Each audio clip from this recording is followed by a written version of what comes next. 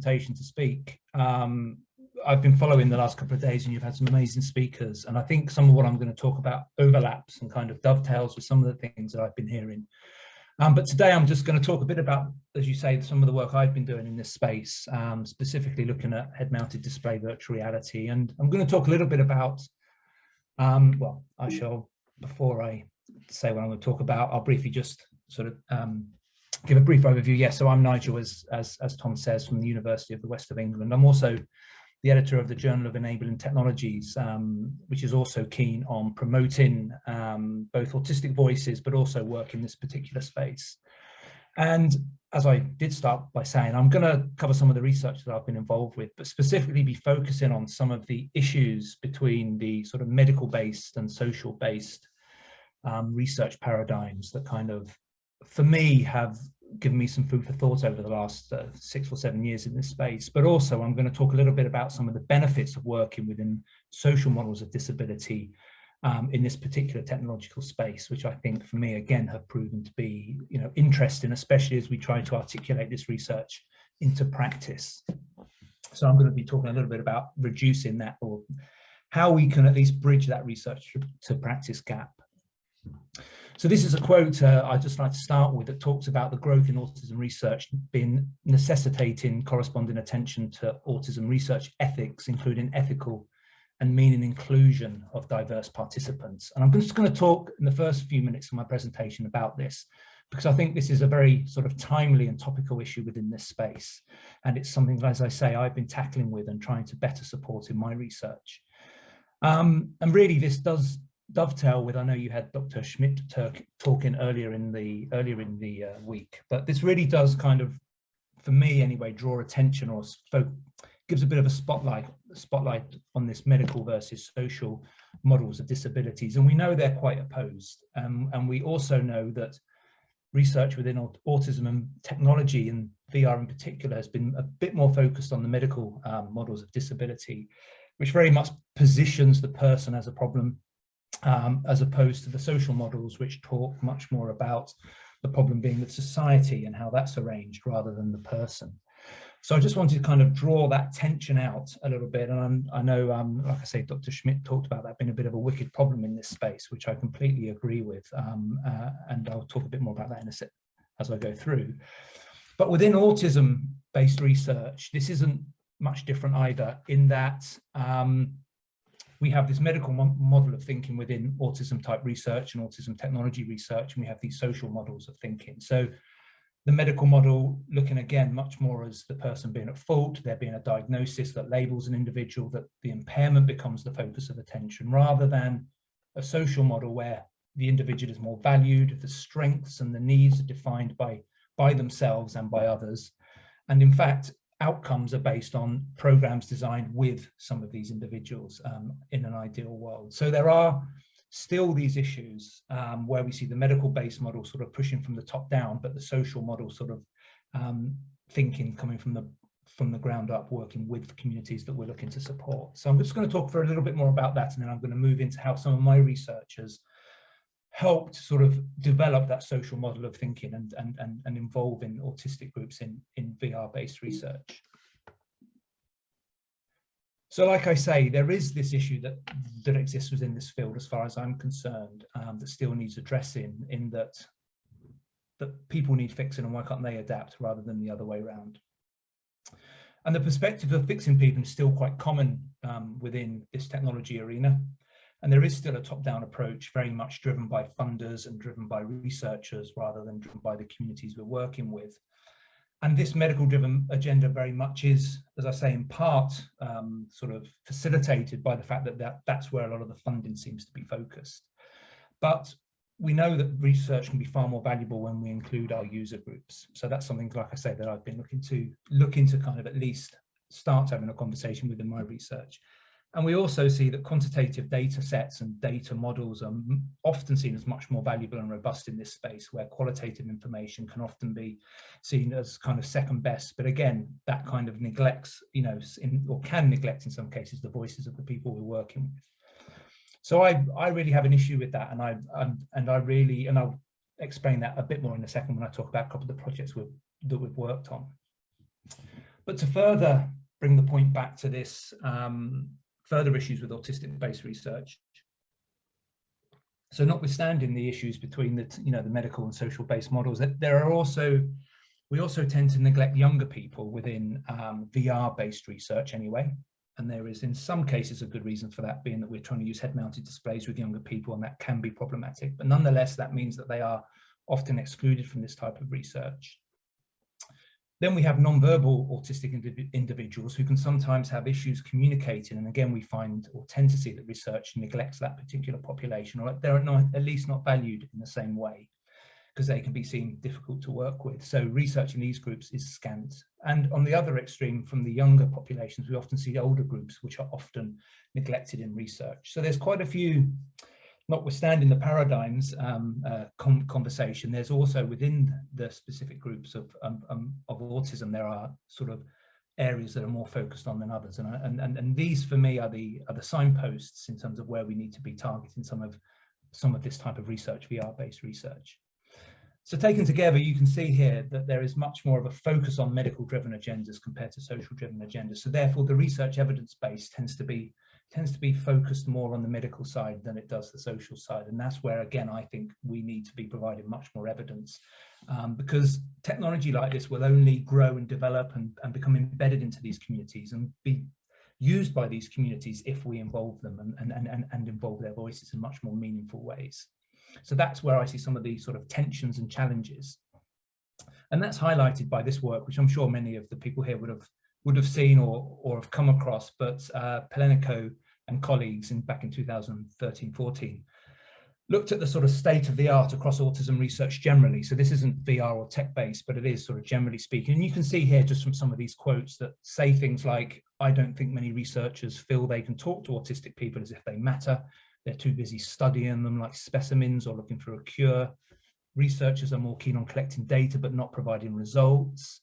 I would like more details of results of research, particularly when I have given time and effort to help him with it. So you can see there's some tensions coming out here. And also a mother of an adolescent with autism here saying again that the focus on higher functioning, which is the term they use, or Asperger's, is also prevalent in this space. But this comment in the bottom middle square that says it's important for research to have practical outcomes and researchers need to be close to those affected by autism is something, that is very, very central to my work and the work that I'm doing in trying to bridge the practice to the research to practice gap. So you can see that these tensions aren't just tensions that we're seeing in the literature, but these are tensions that come from the autistic community at large.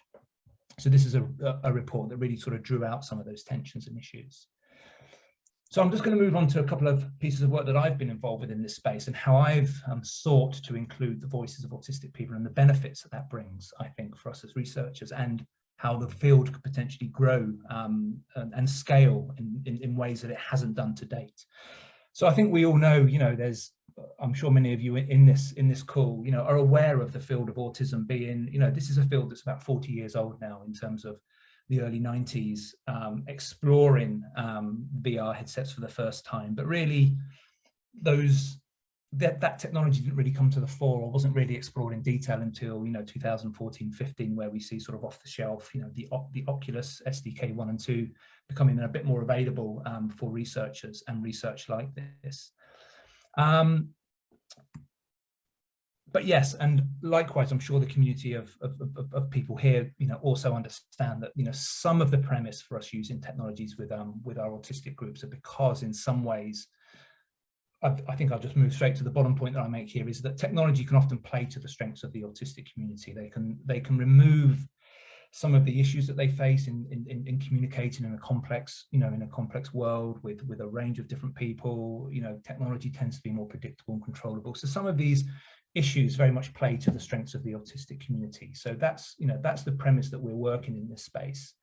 But like I say, this isn't kind of new work. It has existed for a while, but unfortunately, it kind of seemed to disappear in the 90s and the early 2000s, but then came back when we saw Oculus available, as I say, a very affordable sort of place. And it's kind of in about 2015-16, we started to see work reappearing in this space.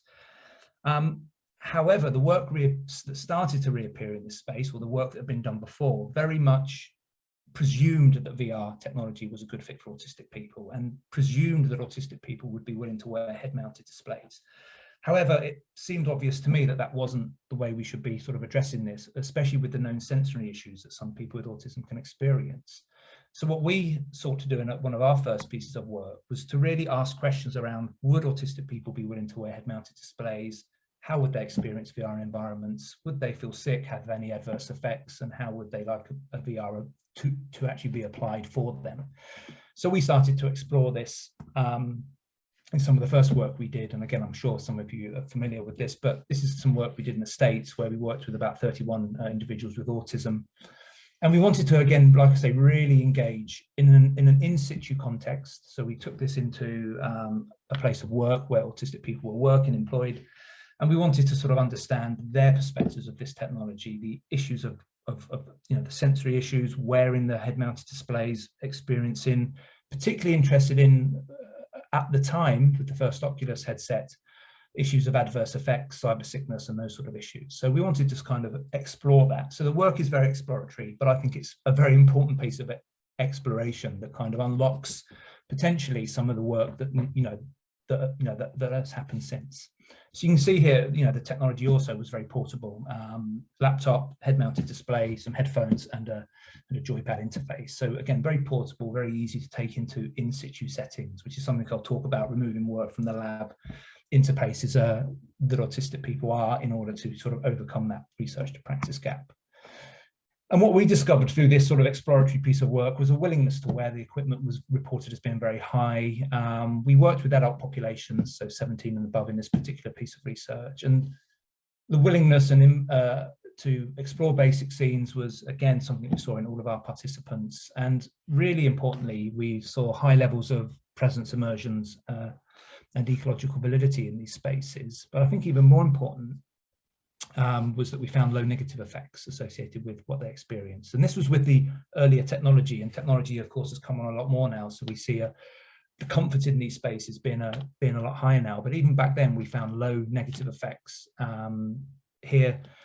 And we also found that anxiety was in fact non-increased as a result of using this equipment. So we started to see some really positive signs, but we saw these signs by engaging with the community and asking them some of their responses to these questions, rather than presuming this. And instead of coming from a top-down approach and gaining those sort of qualitative and quantitative insights from the community, we were able to, I think, provide some powerful messages for work that has then sort of served as a basis that we've gone on to do.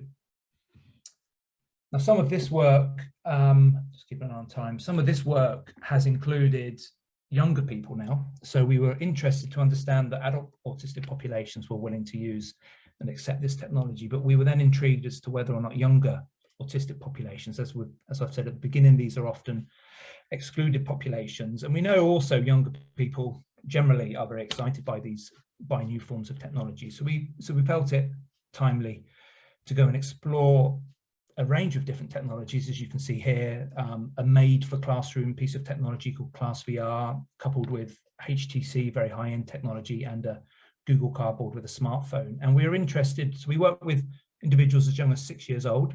So we had, as you probably would imagine, a very rigorous ethical review process to go through, quite rightly. And we worked very carefully, and we learned quite a lot actually by working with the younger groups. But we also felt it was important to do that. If this work is if we're to see the full breadth of where VR and head-mounted displays can be used across the full age range of different types of autistic individuals. So again, we use some off-the-shelf software as well, coupled with this hardware, and you can see the interfaces, the moonscape on the Google Cardboard, the Egyptian pyramids in the Class VR, and the funfair with the HTC Vive. And this just gives you a flavor. So we took the technology into the schools, which again is what I call this kind of in-situ working. So removing our technology from the labs and putting them into in-situ settings to not only better engage with our communities, but also to see where some of the issues might be when we place that technology in that setting. So we started to address some of those issues too, or at least started to see what some of those issues were. So these are some of the individuals using the technology. And I think what this really demonstrates for me is just how able some of these young people were. And you know, it isn't surprising to many of us who work in this space. You know, young children 18 seem to work and adapt to this technology very well. But it was really interesting to see how some of these individuals who had comorbidities in many cases were able to cope with motor inputs, controls, interfacing, feeling very present in these spaces. You probably note here that we can see on the screen here what this young lady is doing. And what we found was when we paired up, we brought two students in together. What we actually found was one was watching what they were doing on the screen often, and we're actually starting to collaborate and communicate via the screen with the person who was using the head-mounted display. So we started to see some, or the teachers at least, started to see and report some interesting feedback mechanisms in terms of how the pupils were collaborating and communicating in ways they didn't in the classroom. So that's another benefit of working in some of these spaces. You start to see things that you weren't expecting to see, I think, which is another benefit, added benefit of this exploratory approach, in my view. But some of these clips, yeah, just highlight this was a non-verbal individual who was very excited and pleased to be able to use this technology. And you can see here he's communicating with his teaching assistant here, who's giving him some instruction on the screen and encouraging him. So we start to see some interesting sort of interactions happening in this particular environment, in this particular space. But something else I wanted to draw out, just this, I'm not going to go through the detail of this, but this is just kind of a map of this project and how this project unfolded. And in other words, what this is trying to articulate, I think, is from the very beginning, you know, by connecting with schools, articulating to schools what this project is, what benefits it can bring, what input we would like from the schools, the teachers, and so on, right the way through to the final dissemination, where we disseminate the work back to the teachers, the pupils, the parents, and autistic communities, more broadly speaking. You can see there's quite a lot of steps that need to kind of happen in order to work successfully in this space. And I've put a few light bulbs here, which particularly pick up on moments when I've engaged with the autistic community. So the first point you see here on the top left is myself meeting with an autistic mentor, which is somebody I meet with who has autism, who helps provide me feedback as a neurotypical person and helping me address things that I may not have thought about. Right the way through to, you can see here, the second light bulb moment where we start to showcase this technology with parents, pupils, and teachers. So we don't just jump straight in, but rather we take this technology in and give them the chance, simple things like touching it, feeling it, being able to wear it, see what it looks like, right the way through to this final sort of light bulb moment you can see here, where we then make sure we disseminate these findings back. And I think some of these steps really have helped articulate some of our findings, some of the benefits of these technologies, and started to connect those into practice, which I'll return to just before I finish my talk. But this is also something else that we identified. So again, working with Dr. Schmidt at the University of Florida and I know he was one of your keynote speakers earlier, but what we did, we actually realized we were both doing work in a similar way, but without knowing it. And when we were at a conference and we were able to see that our work was similar, we actually decided to synthesize our work together and identify some of the steps that we were going through to ensure sort of safe and ethical working practices within this particular space. And you'll notice one of the, and this is work you can see that's open access. I've put the link at the bottom there, but a particular item on here I want to draw your attention to is this sort of potential for adverse effects, as we call it, or negative effects. And what we found was that there was a reduction, or at least the opportunity to reduce adverse effects by following certain steps in our processes. And these were particularly focused on contextual acclimation, as we call it. So here we make sure that our environment is appropriate and ready. Then it's followed by this technology acclimation, where we actually think about giving autistic groups, in our particular studies anyway, the opportunity to experience lower tech technology before exposing them to much higher tech technology. And we actually found that by doing that, that the adverse effects, or the opportunity for adverse effects to happen, was actually minimized and reduced in our work. But key to that, as you can see here, is this listening to stakeholders all of the time. So at every stage 1 through to stage 4, Act 2, we actually made sure that we were checking in with stakeholders all the time. And I think that's very important in work like this, in terms of valuing their input, valuing their voices, and making sure that we're not doing things that could have adverse effects, that we know some of these technologies have had, that there are some data to, to support some of these issues. So we just, I think sharing these sort of practices, again, helps to get teacher buy-in, helps to get school buy-in, and helps to get greater adoption of these types of technologies. in places that can really impact and influence autistic individuals. So like I mentioned, for me, having an autistic mentor was really important from the outset and through my research, and that was very kind of them to offer their time. He worked with me to help co-design research questions. Those research questions were also sort of then firmed up working with the school and the teachers. Having a show and tell with parents and teachers really helped, I think, get buy-in, and introducing the technology to pupils in a staged manners, involving and inviting their input and ideas, also proved very beneficial, I think, to having this work become adopted within the school. That's then connected with something I think is often neglected in this space, which is disseminating the findings back to the autistic communities. And we saw that raised earlier on in the Penico report that I mentioned, that often researchers just do the research, get the data and disappear. So there's a real need to continue the research right the way through the process, right the way through to dissemination of findings back to the autistic community, through to presentations into the community, through to leaflets and flyers, one-pagers, you know, all those sort of newsletters, all those sort of pieces of information that, to my mind, completely and utterly vital, because without that, you know, we potentially lose them, and we lose the impact of our work as well if we don't do that. So I think that's something that, again, I'll return to before I leave you. So I think bridging this research into practice gap, I think by involving autistic individuals right from the outset in the co-formation of what we're doing and why we're doing it, making sure that we work in situ, that we remain adaptable and flexible in those spaces and can respond to our participants as we go is very important. So again, not having this top-down approach of what we want to do in the ways we want to do it, but being flexible and listening to our user groups is really important, right the way through to dissemination of findings, both to scientific but also to lay communities, very importantly, because of course the work needs to be rigorous, it needs to be peer-reviewed, but it also needs to be peer-reviewed by by the autism community too. So I think that's really important. And I think those three things really feed into and connect with strategy, policy, and informed practice, which is something that really hasn't been, I don't think, done well in this space to date. But just to return to the work that we did in the school, and this is just going to lead us into a bit of kind of what we did with what we found. So what we found was in this piece of work that these three areas were the areas that the autistic children felt or VR could really support and help them, that they could develop learning opportunities at school, that it relaxes them and makes them feel calm, and that they can go places virtually to see what they look like. So these were sort of three key areas that emerged through our data. Now, what we did in terms of taking this sort of, so you've got these findings, you think, okay, so what does that mean? What can I do with these? So what we did in this particular case was we thought, okay, the calming influence, the learning opportunities, and the opportunities to visit somewhere.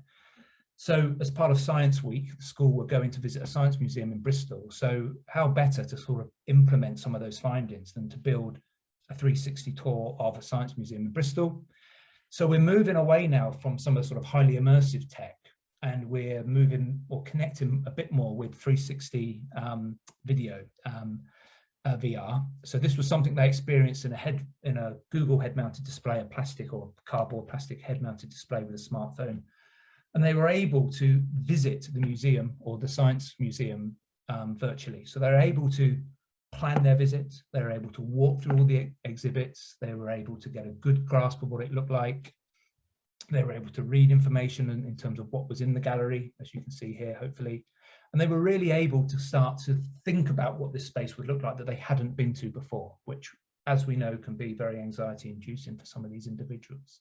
So the idea that they could plan their trip, they could predict where they would go and what they would do and what they would see, which very much plays in, as I say, to those strengths of this particular community.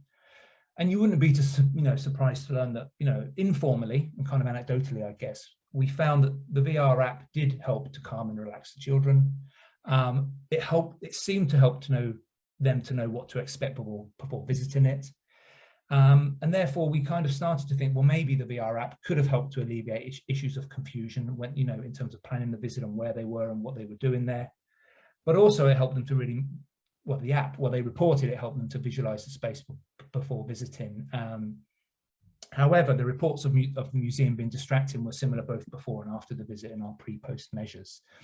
So it's not, this isn't a bullet that's going to solve all the issues, but it is definitely something that I think can bridge the gap in terms of reducing anxiety and alleviating the pressures associated with visiting somewhere that is unfamiliar for these groups. And as I say, we did that on the basis of the findings of listening to our of the autistic groups in the first in that first stage of the research that we did.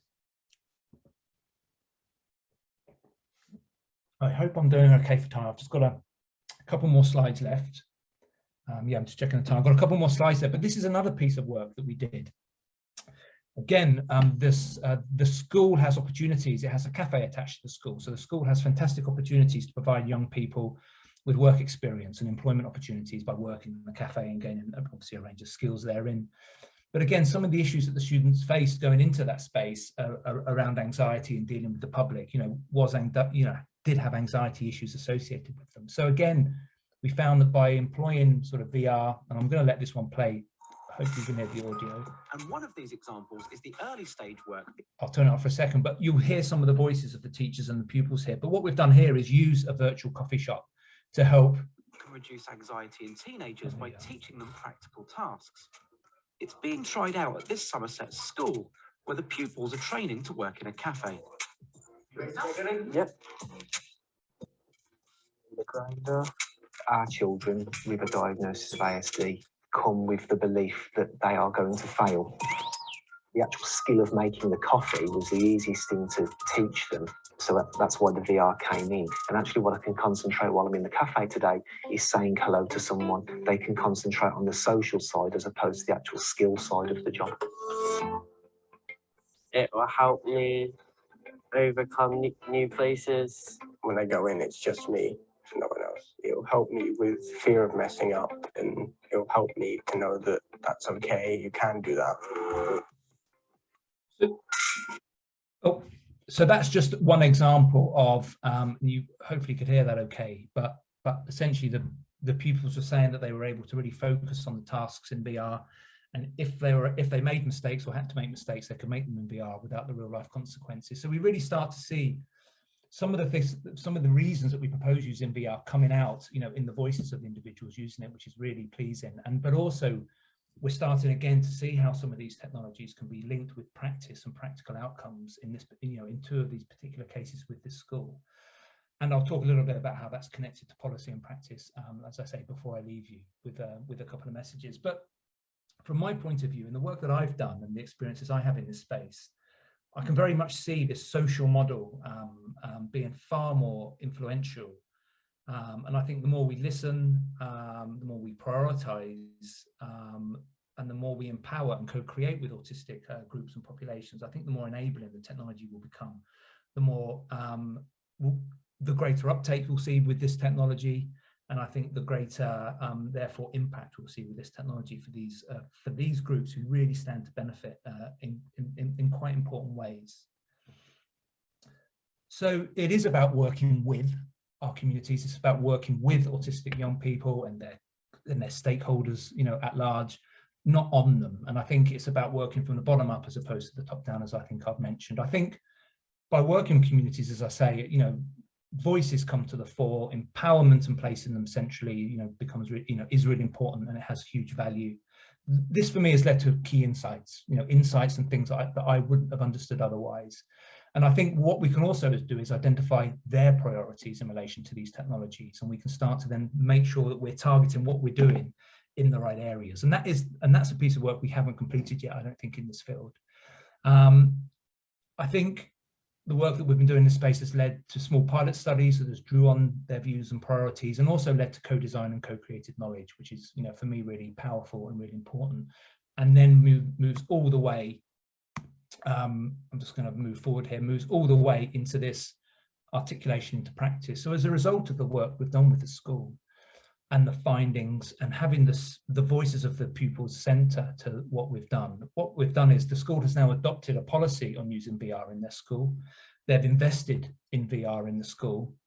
They've created, some guidance, and I've worked with them, of course, to establish the guidance around health and safety ethics and what to use and where to use and how to use it in terms of off-the-shelf apps. And they've connected a whole range of software with a whole range of different curriculum. And like I say, they're really invested in it, and it's become part of their sort of strategic priority over the next 5 years. We've also coupled that with, as I said, newsletters that go out to the parents and the pupils to sort of articulate what we found, why it was important, what we're going to do next. And that again keeps our communities on side, I think, with the work that we're developing. And then finally, this work has then kind of, I guess this work then has also been adopted by, or at least promoted by, the National Autistic Society, who sort of see the value in this, and providing a sort of a getting started guide was something that I sort of established and worked with the NAS on. And what we were able to do then is provide some guidance for people wanting to get started in this space, because so often the specialist knowledge is held and retained by researchers, and again isn't articulated into, for teachers. How on earth as a teacher do I pick this stuff up and use this in my school? And that's, again, that gap is quite wide. But through some of these documents that we've been establishing, hopefully that that bridges, or that gap is narrowing, which I think it has to be the ambition in this space. I'm just going to return to a couple of slides that I jumped over. So my reflections on this, and returning to that sort of the title of my talk, developing usable, safe and applicable tools. I think we do this by working in collaboration. We do it by asking, listening, observing, recording and sharing what we're learning in this space. And by doing so, I think we can better build our work into policy and informed practice. And for me, that in itself will help assist work in safe and sort of ethical ways in this space. And in ethical ways, I mean doing the right thing by making sure that our participants are centre to our work. So yeah, I think that brings me to the end. Thank you very much again, Tom and everyone involved in this conference for bringing together a bunch of people to discuss, and tackle some of these issues. Actually, it's the first of its kind, this conference, as far as I'm aware, in terms of AR, VR, and autistic communities. So congratulations on a wonderful initiative, and I will shut up there and let any questions come to the fore, or for us to hear the next speaker. Thank you very much for that, Nigel. That was a really, really interesting talk. I've had a few questions coming in. I've also just posted on the chat there's lots of, as I say, lots of questions come in. If anyone does have any questions, feel free to post them on the chat. Feel free to message me directly on the chat if you don't want to ask them, or also if you just rather pop your hand up, then I can hopefully find you and you can ask it directly or verbally to Nigel. It's also worth mentioning that Nigel's kindly agreed to stick around for our Q&A session a bit later on. So we will have plenty of opportunity to pick his brains, I think. So I actually had a question to kick us off with, and I'm going to be selfish and get straight in with it. But so you touched on a few times there about the importance of communicating your research to the autism community, which I agree is clearly really important. And it's something that always surprises me, how many hoops you have to jump through and how detailed the process is when you're planning a study. But when you finish it, it's often left up to you to decide how you disseminate those findings. Do you have any procedures or anything that you tend to follow, or any approaches by which you do this, or is this just a case-by-case basis? Yeah, that's a good question. I mean, I actually think the issue of dissemination stuff should actually be part of the ethical review process at the very beginning of somebody's study, actually. So we should be thinking about it at that point of the process, and forcing people to think about it at that stage of the process. But that notwithstanding, no, I think it very much is a case-by-case basis. And I think it's probably down to the sort of ethical position of the individual in terms of how they do it, when they do it, why they do it, and how much they want to engage with that. But like I say, I think if we're working with these communities, taking their time, asking for their time, asking for their input, asking for their information, often asking them to do, spend a lot of time with us actually as researchers, I think it's only right and, ethical really, and moral, morally the right thing to do, to feed back what we find and sort of address that so what question. So you've given us a bunch of information, what does that mean for what we're going to do next? But there is no guidance, you're right, there is no right and wrong way of doing it. I think it's down to the individual, it's down to maybe the organization you're working with, the individuals you're working with, how you do that. But I think what I would say is I think it needs to be intentional, and I think it needs to be the onus of the researcher to do that. It can't just be left to chance. Of course we get, as I'm sure we all have, been invited to talk at different sort of public engagement events, but that just comes about by chance sometimes. I think you actually need to find ways. I've talked at local libraries about this stuff, I've talked at schools about this stuff. I've, taken upon myself to go into primary schools to talk to eight-year-olds about why this work's important and how it's valuable. And I just think it's one would hope that researchers coming through the system now kind of see this dissemination and public engagement and impact work being vitally important, because it does drive a lot of the funding. It drives a lot of the work, the questions we have to answer when we're trying to get funding now. And I just hope that it follows through in terms of how people feed that work back. But that's probably a bit of a fluffy answer, but there is no right and wrong. It's an individual case by case, as I think you alluded to. But newsletters, websites, blogs, social media, they're all good ways of getting this stuff out, aren't they? But it shouldn't stop there. Yeah, no, too right. And we've got a few more questions so Elliot's got a question, if he wants to ask that on Zoom. Sorry. So thanks very much for that, Nigel. I mean, it's a great talk, and it's so great to hear that other people are having the same conversations almost. But sometimes it feels very, certainly after going to INSA, where everything was so incredibly medical model, it's almost nice to hear that the social model exists. And I've got a really boring question, I'm very sorry. But with the slide that you had about what autistic people want in VR, is that work that you've published? Like, where can we find that? I'm really interested to go and read through that more. Yeah, I can. Yeah, but that is published work.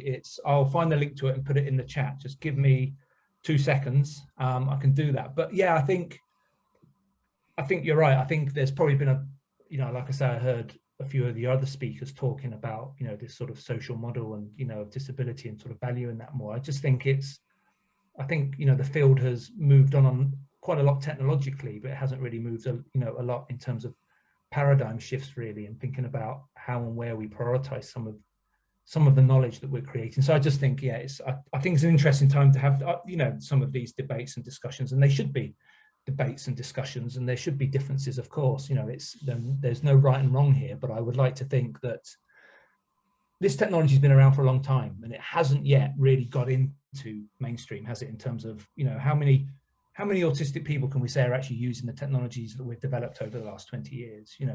Probably very few. So I think the time is right to have conversations with our user groups, with our participants, with the autistic community, and to find out what the barriers and issues are, or what they would like to use them for. And on that basis, we may have more success in sort of having a greater impact in this space.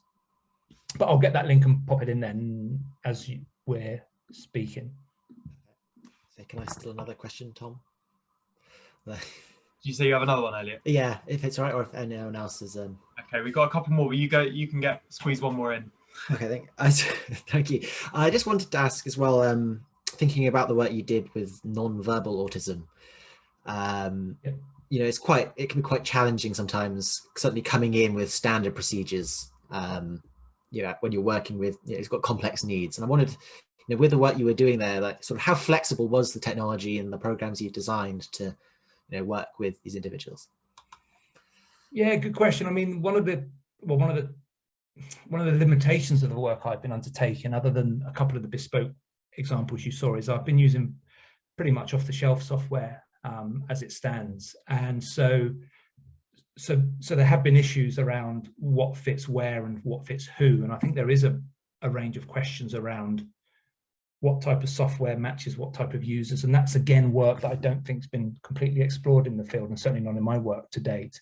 And that's what we're looking at doing next. I think we're looking at transitions and opportunities for young autistic people to transition into employment, and how we can use VR, as a particular opportunity there. But with non-autistic groups, I mean, I think, the things to be aware of there are very much, how do we include their voices and how do we hear what they've got to report about about technology? And that's just again, about working with stakeholders and teachers and parents, and finding ways to have those individuals have a voice and articulate through a range of different means, be it drawings, social stories, whatever it might be, but just making sure that we're aware that these people do have voices, right? It's just that they may not articulate them in ways that we're used to. And I think as researchers, we need to confront that actually a lot more than we have done, and make sure, because I think it's, again, it's that issue of, let's work with autistic groups, but let's only work with ones that function in these ways, that have this language acquisition, that are able to tell us things that we would like to hear. I think so. I think we need to move away from that. If, I've worked with schools where you just work with everyone from a 6-year-old to a 16-year-old, someone who can articulate clearly, who can't, who has 3 or 4 comorbidities, who's maybe in a wheelchair. And you just got to be able to adapt to all those scenarios. And again, it might take you a day or two to think about how you adapt those things, but again, it's the right thing to think about doing that. And if things aren't adapted for them in the way that they need, then you find out why, and and maybe you articulate that as where the future challenges may lie, or the future work might need to be done. And I think I don't know if that answers the question, but I think it's that. And then again, that's why going into these in situ situations, you really start to see what the problems are. You start to realize, oh my God, this thing can only be used by this set of this community and not all of them. But what I found is, and as I'm sure the people here who have worked in VR research, the head-mounted displays we worked with, I haven't found anyone who hasn't been able to use it, or hasn't been willing to use it, or who has had any issues with using it. So I find it quite a universal tool, actually, with the communities I've worked with, to date, as I'm sure colleagues here have. Thanks so much to think about. Great, thanks, Elliot. So Tammy also has a question, and then we'll have one with David as well. So if Tammy wants to step in next. Thank you for the talk, Nigel. It was very interesting. I just had one question for you, is that how do you adapt the VR? You know how you're saying that you adapt like with people's abilities and what they need to work on. I was just wondering how you made like certain environments adapt to different individuals. I was just interested to know how you do it. Oh, you're muted. Yeah, sorry, I just realized. I'm not sure we have done that yet, to be honest. Well, we haven't done that yet, if I'm completely honest. I think, again, it's... So I haven't tackled that issue yet, and I think that is an issue that needs tackling. And I think there are wonderful opportunities with AI, such technologies, to think about ways that we could adapt what people are seeing and what they're experiencing to a range of different factors. So that's something that I think, will emerge in the years to come. And I think, like I say, that's not work I've tackled yet, necessarily. But what I've found that we have done is, by listening to what users want and designing stuff along those lines, we have found, highly successful applications that, that tend to be reported positively by the users. And then I think that's as much as I could kind of sort of say about that in terms of how confident I am, in terms of adaptability, in terms of what we're building, and because we haven't got there yet. Okay, thank you. Welcome. David, did you want to ask your question? Thanks. Yeah, great talk, Nigel, and nice to meet you. I think we may have bumped into each other at a conference years ago, but yeah. And also I really like the Science Museum thing, and maybe something we should talk to the Glasgow Science Centre about here, because the structure of that seems straightforward. But the specific question I have is about the coffee making, because one of the things I know, as you might know, I specialise in sensory aspects of autism, and coffee making is really horrific in that sense, because you've got the smell, you've got the noises, the grinding, the tapping of the thing. And so after you've done that training, presumably with realistic, well, I guess you didn't have the smell. Did you have the smell in there or not? The smell in the VR? No. Yeah. No. So, but you had the noises and all of those things. So once the kids had got that predictability, did it really work for them? So they weren't bothered, or at least were less bothered by the situation of making coffee. I think anecdotally that's what we found. Yeah, very much so. I think there was something around, as I think you heard one of the young people articulate. There's something around, they can make mistakes in the VR. They can learn by doing. They can get that rote kind of what they need to do in what order kind of down. And once they've done that, it really gives them more confidence when they go into that real setting, as you say, and they can start to deal with some of the other issues that they need to encounter around socializing with a customer, or taking orders, and then even maybe processing some of the noises that they need to deal with. And because all those things will happen and they can be overwhelming, but the fact that they still know how to return to the process of making this coffee, having done it in this space, seems to bear out in terms of what they were saying. But it's very anecdotal, I must say. It isn't some experiment that we've concluded that. Because Matthew, in his talk on, when was it, Wednesday, was really emphasising this idea of transfer. Yeah. And yeah, and it's an issue that we haven't, as you know, as you and many others will know, we haven't addressed that issue. We haven't concluded that those things happen. And that's why I think it's really nice working with these sort of small case studies and actually working with these individuals over a period of time. You can start to see the impact. You can't necessarily measure it, in academic terms, but you can really see that, and you can see the growth and the development. And we'll have parents coming into school saying, oh, so-and-so said they were using this, this VR headset in school, and it really has, I've really seen a benefit, or I've really seen something different, or sort of something positive, or they're really talking about it and excited about it. So I think it is still quite anecdotal, certainly in the work I've done, and there's more to do. But I think it's mostly positive stuff that we can build on, and we can continue to build more rigorous designs, which is one of the pieces of work we're looking at with the employment transition now. We're looking at, doing a more rigorous piece of work around that, and looking at whether the head-mounted display does have any influence over somebody's improved confidence of going into an employment, or an interview scenario, for example. So we're starting to move towards that, but the transfer is a big thing. But the work we've done, we've seen some positive outcomes, which is pleasing. But like I say, anecdotal mostly in those two examples that I've provided. But thank you for raising that point. It's a really important point. And I like the idea of the smells and the noises. The noises we've kind of thought about, but the smells I hadn't thought about. And I know there has been some work with little contraptions attached to the bottom of headsets now that that give smells. So that might be an interesting future line of inquiry. But nice to see you again, David. Thanks. Okay then, so thank you very much for that, Nigel. That was some really cool discussion. So hopefully they continue on to our Q&A bit a little bit later on. What we'll now do, we've got a couple more questions that have been sent to me, but we will roll them over to the Q&A, and because they could definitely be applied more generally to that discussion. So what we'll do now is we'll just have a 10-minute break before our next talk, which is by Dr. David Harris.